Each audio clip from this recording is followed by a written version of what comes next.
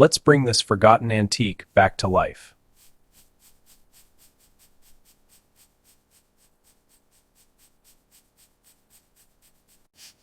The original beauty is slowly returning.